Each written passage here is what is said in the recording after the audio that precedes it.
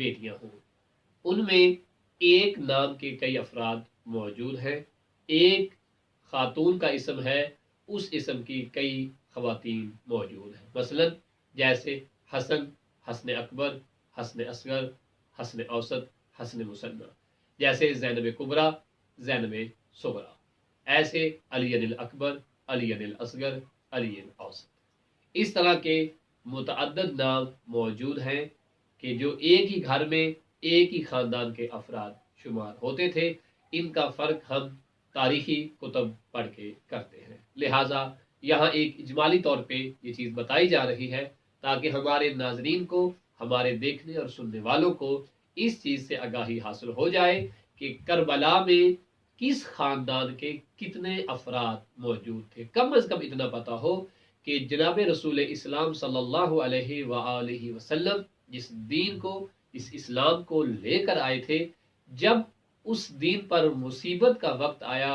حاکم وقت یزید ابن معاویہ ابن ابو سفیان نے اس دین کو ختم کرنے کی کوشش کی، تو اس دین کو بچانے کے لیے کون سا خاندان آگے بڑھا؟ تو میں یہاں بتانا بڑا ضروری سمجھوں گا کہ کربلا میں جس خاندان نے قربانی دی ہے وہ خاندان جناب حضرت ابو طالب علیہ السلام کا ہے۔ آپ تاریخ پڑھ کے دیکھیں کہ جناب حضرت ابو طالب علیہ السلام کے جو اولاد ہیں، جناب حضرت علی علیہ السلام، جناب حضرت عقیل اور جناب حضرت جعفر طیار، ان کی کس قدر اولاد جو ہے وہ کربلا میں آئی اور کتنی شہادتیں ہوئی، کتنے لوگ کربلا میں جناب حضرت ابو طالب علیہ السلام کی اولاد میں سے اور اولاد کی اولاد میں سے شہید ہو گئے۔ تو آئیے آغاز کرتے ہیں جناب حضرت علی علیہ السلام کی ذات گرامی سے کہ آپ کی کتنی بیٹیاں اور کتنے بیٹے واقع کربلا میں شامل ہوئے۔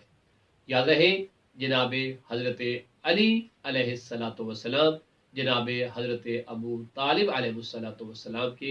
فرزند ہیں، اور یہ وہی جناب حضرت ابو طالب علیہ السلام ہیں کہ جن کو معاذ اللہ لوگ دین کی خدمت کرنے کا اجر یہ دیتے ہیں کہ العیاذ باللہ ثم العیاذ باللہ کہ انہوں نے کلمہ نہیں پڑھا تھا اور وہ مسلمان نہیں تھے۔ استغفر اللہ ربی واتوب الیہ۔ آئیے اسی خاندان